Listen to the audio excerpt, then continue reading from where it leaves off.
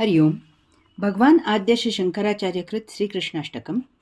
योगदास श्री जयगणेश जोशी यांचे निरूपण. स्तोत्र 7.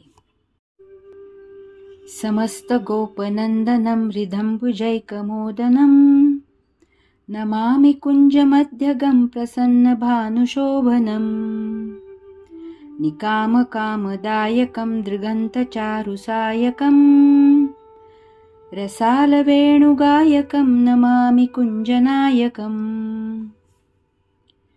संपूर्ण ब्रह्मांडाचे रक्षण करणारे अपत्य असलेल्या, गुंग करून हृदयकमळ स्वतःमध्ये एकरूप करणाऱ्या, घनदाट हिरव्यागार वनस्पतींमध्ये विहार करणाऱ्या, सदा सतेज प्रखर प्रकाशमय असा शोभायमान असणाऱ्या श्रीकृष्णाला मी नमन करतो.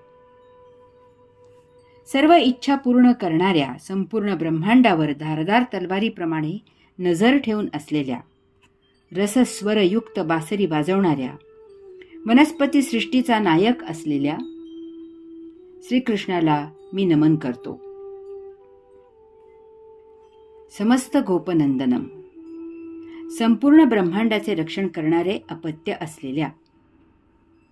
समस्त गो प नंदनम, समस्त म्हणजे सर्व, गो म्हणजे पृथ्वी, प म्हणजे रक्षण करणे आणि नंदनम म्हणजे अपत्य. भगवान आद्य श्री शंकराचार्य श्रीकृष्णाचा विशेष सांगतात की श्रीकृष्ण समस्त पृथ्वींचे म्हणजेच ब्रह्मांडाचे रक्षण करणारे अपत्य होते. श्रीकृष्ण पुरुषोत्तमाचा अवतार होता आणि म्हणून त्याला पुरुषोत्तमाचे अपत्य असे म्हटले आहे. श्रीकृष्ण समस्त पृथ्वीचे रक्षण करतो हे अगदी स्वाभाविक आहे. पुरुषोत्तमामधूनच ब्रह्मांडात सृष्टी निर्माण झाली आहे आणि त्यामधूनच त्याचे पालन होते आणि यथाकाळी ती त्यातच ते विलीन होते. तथापि त्यामधूनच पुन्हा सृजन होते आणि येथे नवीन सृष्टी निर्माण होते. येथे आत्मपरब्रह्म हेच एकमेव सत्य आहे, तीच एकमेव परम ऊर्जा आहे, तेच एकमेव तत्व आहे. येथे याशिवाय अन्य काहीही नाही. यामुळे या ब्रह्मांडामध्ये, त्यावरील सृष्टीमध्ये जे जे घडते ते श्रीकृष्णामुळेच घडत असते. येथे अन्य शक्ती मानून जगणे म्हणजे महामूर्खपणा आहे. ती मूढपणाची नीचातील नीच पायरी आहे. पुराण काळामध्ये राक्षसांनी हा वेडेपणा केला. त्यांनी विष्णूला वेगळी शक्ती मानली आणि त्याचा त्यांच्या सत्तेमध्ये अडथळा होतो म्हणून तपश्चर्या करून परमात्म्याला प्रसन्न करून त्याच्याकडून वर मागून घेतले. त्या वरामुळे असे राक्षस स्वतःला विष्णूपेक्षाही बलाढ्य मानू लागले. त्यांनी अंधाधुंद कारभार सुरू केला. अनेक देवांना वेठीला धरले. विष्णूलाही नामोहरम करण्याची जिद्द बाळगली. परंतु प्रत्यक्षात वस्तुस्थिती अशी आहे की देव काय, विष्णू काय किंवा स्वतः वरप्राप्त राक्षस काय, त्यांना मिळालेली सर्व शक्ती ही अंतिमतः त्या आत्मपरब्रह्म पुरुषोत्तमाची आहे. येथे अन्य शक्ती अस्तित्वात नाही. यामुळे परमात्म्याकडून अवतार धारण करून प्रत्येक वेळी ते पराभूत झाले. कित्येक राक्षस हे विद्यावान होते, ते संस्कृत पंडित होते. त्यांनी अध्यात्म तत्वज्ञान जर समजून घेतले असते तर ते मुळातच श्रीकृष्ण भक्त झाले असते. येथे सत्ययुग तसेच टिकले असते, त्याचा ऱ्हास झाला नसता. परंतु भौतिक वस्तू जगताच्या भोगापवर्गतेत गुंतून त्यांनी त्यांच्या विद्येचा भौतिक उपभोग मिळवण्यासाठी उपयोग आरंभिला. येथे पाय घसरला आणि तो उलट मार्गाने प्रवास करू लागला. सत्ययुगाला ओहोटी लागली आणि फार झपाट्याने ते अधोगतीला गेले. कलियुगापर्यंत लयाला गेले. हे स्तोत्र यावर प्रकाश टाकणारे आहे. आज बहुसंख्य लोक शिकलेले आणि न शिकलेले असे दोन्हीही अन्य शक्तीच्या भजनी लागलेले आहेत. धार्मिक विधी करून अन्य शक्तींचे अस्तित्व मानून देवदेवता, महाराज, साधू, योगी, संन्यासी इत्यादींना प्रसन्न करून भौतिक उपभोग मिळवण्याचा अट्टहास करत आहेत. सर्वात महाखुळचटपणा आणि अचरटपणा म्हणजे एखाद्या पूजास्थानी दान करून, मंदिरांच्या तीर्थयात्रा करून, एखाद्या नदीची परिक्रमा करून पुण्य, मोक्ष किंवा मुक्ती प्राप्त करण्याचा वेडेपणा ते करत आहेत. हेही अन्य शक्तीचाच स्वीकार करण्यासारखे आहे. परंतु अशाने काहीही होत नाही. तुमचा खिसा रिकामा होतो आणि तुमच्या आयुष्याचा पृथ्वी मोलाचा वेळ वाया जातो. आणि संचिताच्या गाठोड्यासह पुनर्जन्माची सोय पक्की होते. हे असे इतकेच होते. परंतु जाहिरातबाजी जोरात आहे. अशाला भरीस पाडण्याची कला अवगत आहे. अशा सहली आयोजित करणाऱ्यांचा धंदा जोरात आहे. अशा प्रकारे पूजास्थानी दान करणारा, मंदिराच्या तीर्थयात्रा करणारा, नदीच्या परिक्रमा करणारा असा एकही कोणी सापडत नाही की ज्याला पुण्य, मोक्ष किंवा मुक्ती प्राप्त झाली आहे. अशा प्रकारे कोणीही साक्षात्कारित झालेला, मुक्त झालेला सापडत नाही. तसेच अशा प्रकारे कोणीही अगदी शिकलेलेही याची शहानिशा चौकशी करत नाहीत. मेंढरासारखे धावत असतात. यास्तव त्या परमशक्तीची, त्या परमचैतन्याची आराधना करावी, साधना करावी, उपासना करावी. पुढे असे की यासाठी कोठेही जायची गरज नाही, कारण त्या परमचाच अंश आपल्या अंतःकरणात विराजित आहे. आणि त्यात विशेष असे की तो अंश म्हणजे आपण स्वतः आहोत. यासाठी स्वस्थानी स्वतःजवळ प्रशांत बसावे. स्वतःच्या अंतःकरणात सतत सुरू असलेल्या ओंकारावर, श्वासावर एकचित्त व्हावे. त्याच्याशी योग जुळवून आणावा. तेथे साक्षात्कार आहे, मुक्ती आहे. यास्तव श्रीकृष्णाचे भजन करावे. श्री शंकराचार्य म्हणतात की संपूर्ण ब्रह्मांडाचे रक्षण करणारे अपत्य असलेल्या श्रीकृष्णाला मी नमन करतो. हृदंबुजैक मोदनम, गुंग करून हृदयकमळ स्वतःमध्ये एकरूप करणाऱ्या. हृदंबुजैक मोदनम, हृदय, अंबुज, एक, मोदनम. अंबुज म्हणजे कमळ, एकरूप. मोदनम, मोहून टाकणे, गुंग करणे, धुंद करणे. भगवान आद्य श्री शंकराचार्यांनी गुंग करून हृदयकमळ स्वतःमध्ये एकरूप करणारा असे श्रीकृष्णाचे वैशिष्ट्य म्हणून सांगितले आहे. प्रथम मोहून टाकणे, गुंग करणे, धुंद करणे इत्यादींचा अर्थ समजून घेऊ. एखाद्याचे व्यक्तिमत्व असे काही असते, एखाद्याचे बोलणे असे काही असते, एखाद्याचे वागणे असे काही असते की त्याची समोरच्यावर छाप पडते. त्याच्याकडे पाहिले की पाहणारा त्या व्यक्तिमत्वात गुंतून जातो. त्यात तो बेधुंद होतो. त्याला त्या तशा व्यक्तिमत्वाचा मोह होतो. त्या व्यक्तिमत्वाची भुरळ पडते. अशा प्रकारे एखाद्याकडे पाहून समोरचा संमोहित होतो आणि असा त्या व्यक्तिमत्वाच्या कच्छपी लागतो. आता त्या व्यक्तिमत्वाने सांगावे आणि पाहणाऱ्याने ते ऐकावे, त्याप्रमाणे करावे. अशाला स्वतःचे मत शिल्लक राहत नाही. त्याला त्या व्यक्तिमत्वाची मते पटतात. पुढे असे होते की असा छाप पडलेला त्या व्यक्तिमत्वाचा उदो उदो करू लागतो आणि स्वतःबरोबर इतरांनाही त्या व्यक्तीच्या कच्छपी लावतो. अशा प्रकारे अशा व्यक्तिमत्वाची जाहिरात होते. लोक त्याला मान देऊ लागतात. यात सर्वात महत्त्वाचा मुद्दा असा आहे की यासाठी दोन्हीही बाजू भक्कम असाव्या लागतात. केवळ एकच बाजू भक्कम असून भागत नाही. याचा अर्थ सर्वप्रथम असे व्यक्तिमत्व असावे लागते आणि त्याच्याकडे आकृष्ट होण्यासाठी समोर कोणीतरी असावा लागतो. इतकेच नव्हे तर असा समोरचा त्याच्या प्रभावाखाली यावा लागतो. सांगायचा मुद्दा असा आहे की कोणीही एकतर्फी कोणाला स्वतःच्या कच्छपी लावू शकत नाही. समोरचा त्याच्या नादी लागावा लागतो. ती त्या नादी लागणाऱ्याची पूर्णपणे मर्जी असते. कोणीही कोणाला यासाठी सक्ती करू शकत नाही किंवा महत्त्वाचे म्हणजे कोणीही कोणाला एकतर्फी नादी लावू शकत नाही. आपण बातमी वाचतो की अमुक व्यक्तीने मला पुणे, नाशिक, कोल्हापूर, सोलापूर इत्यादी ठिकाणी हॉटेलवर नेऊन बलात्कार केला, अशी मुलींची तक्रार असते. प्रचलित भौतिक कायदे काय असतील ते असोत, परंतु अध्यात्मामध्ये अशी तक्रार रुजू होत नाही. कारण इतक्या ठिकाणी जाता येता तू का नाही आरडाओरडा केलास, हा प्रश्न त्या मुलीकडून अनुत्तरित राहतो. येथे ती मुलगी पूर्णपणे वश होती, सामील होती. तिच्या तक्रारीचे कारण अन्य काही असू शकते, परंतु ते बलात्कार असू शकत नाही.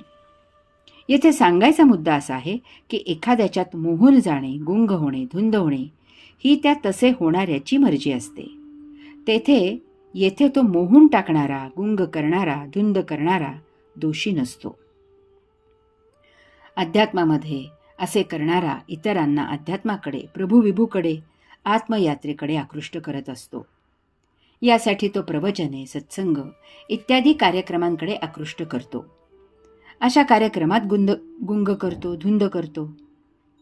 अध्यात्मामध्ये दुसरी गोष्ट लक्षात घ्यायची आहे की अशा प्रकारे येथे सज्जन, प्रभुविभूची सेवा करणारे, मुमुक्षु, साधक, संन्यासी, योगी येतात.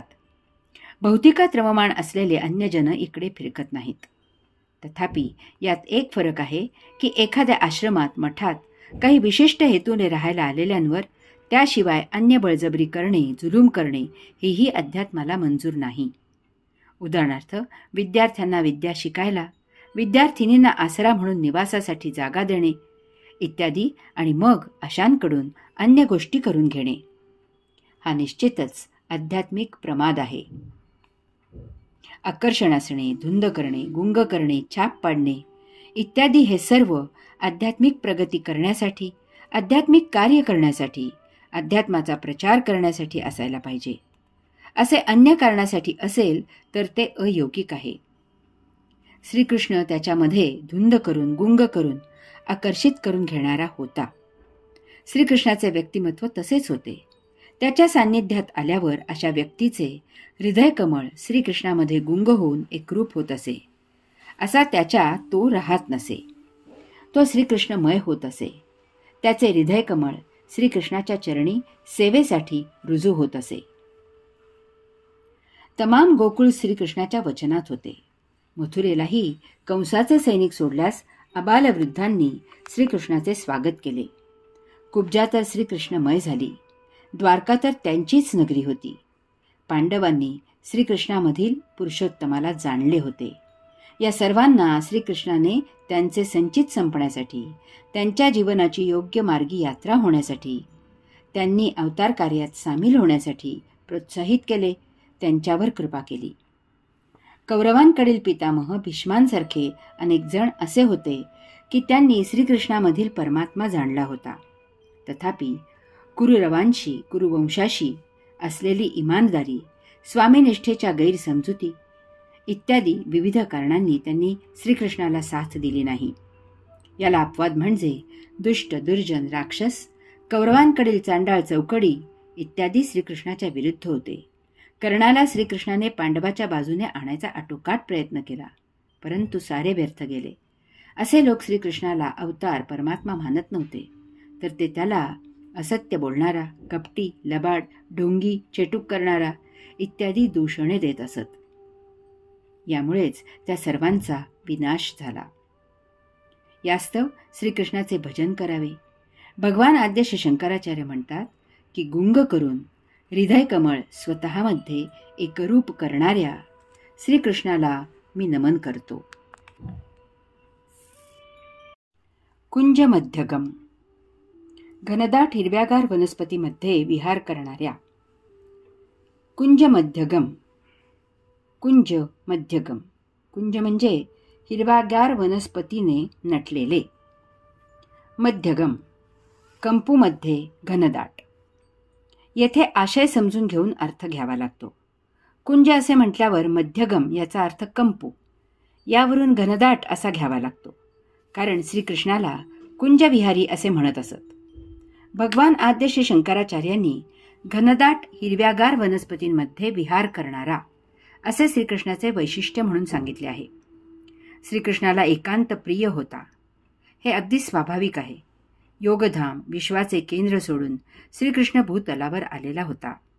त्याच्या स्थळापासून तो ढळला होता. योगधामी श्रीकृष्ण पुरुषोत्तम एकमेवा द्वितीय आहे. तेथे अन्य कोणीही नाही. मूलतः श्रीकृष्ण आत्मपरब्रह्म पुरुषोत्तम असून तो प्रशांत, मौन, एकांतवासी आहे. तो परम ऊर्जा आहे, परम चैतन्य आहे, सूक्ष्मातिसूक्ष्म आहे. श्रीकृष्ण दररोज सकाळी स्वस्तिवचन करत असे. एकचित्त होऊन स्वतःजवळ प्रशांतपणे मौन बसत असे. श्रीकृष्ण एकटाच कुंजवनात घनदाट झाडीमध्ये जात असे आणि तेथे प्रशांत बसत असे किंवा बासरी वाजवत असे.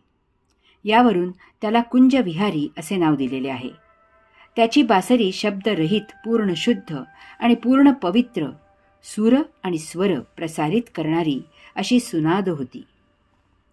वनस्पती सृष्टी दीर्घायुषी असते. वनस्पती शेकडो वर्षे जगतात. वेलींसारख्या काही तर अमर असल्यासारख्या सतत पुढे पुढे वाढतच असतात. वनस्पतीसृष्टी ही एकमेव आहे की जी सजीवांना जीवित राहण्यासाठी अत्यावश्यक असलेला प्राणवायू निर्माण करते. वनस्पतीसृष्टी सर्वांना ताजेतवाने करते. हिरव्यागार घनदाट वनस्पतींप्रमाणेच श्रीकृष्ण सदा बहार, चिरतरुण, सदा चैतन्यमय, सदा ऊर्जामय होता. संपूर्ण 100 वर्षे त्याने येथे अथक अवताराचे कार्य केले. आता हे असे वाचल्यावर आपल्यालाही स्फुरण येते आणि असे वाटते की आपणही श्रीकृष्णासारखे एकांतात एकटेच स्वस्थ प्रशांत बसावे. परंतु यासाठी ती घनदाट वनस्पती झाडी आणायची कोठून? आपण जर खेडेगावात राहत असू तर कदाचित अशी झाडी गावाबाहेर मिळेलही. परंतु येथे श्वापदांचे भय आहे, कारण अरण्यात होत असलेल्या अवास्तव मानवी हस्तक्षेपामुळे तेथील प्राण्यांना त्यांचे नैसर्गिक भक्ष्य मिळत नाही. यामुळे असे प्राणी मानवी वस्तीत येऊन हल्ला करतात आणि आपले भक्ष्य मिळवतात. अशा बातम्या आपण अधूनमधून पाहत असतो, वाचत असतो. आपण जर शहरात राहत असू तर अशी झाडी मिळणे आपल्यासाठी अशक्य आहे. शहरात माणसांना राहायला जागा मिळणे कठीण होत आहे. तेथे घनदाट वनस्पती झाडी कशी कोठून असणार? मग आपण असे स्वस्थ प्रशांत एकचित्त होऊन कसे बसू शकणार? परंतु आपणही असे बसू शकतो. हे मी स्वानुभवावरून सांगत आहे. माझा जन्म खेडेगावात झालेला आहे. यामुळे काही वर्षे मी अशा घनदाट झाडीचा अनुभव घेतला आहे.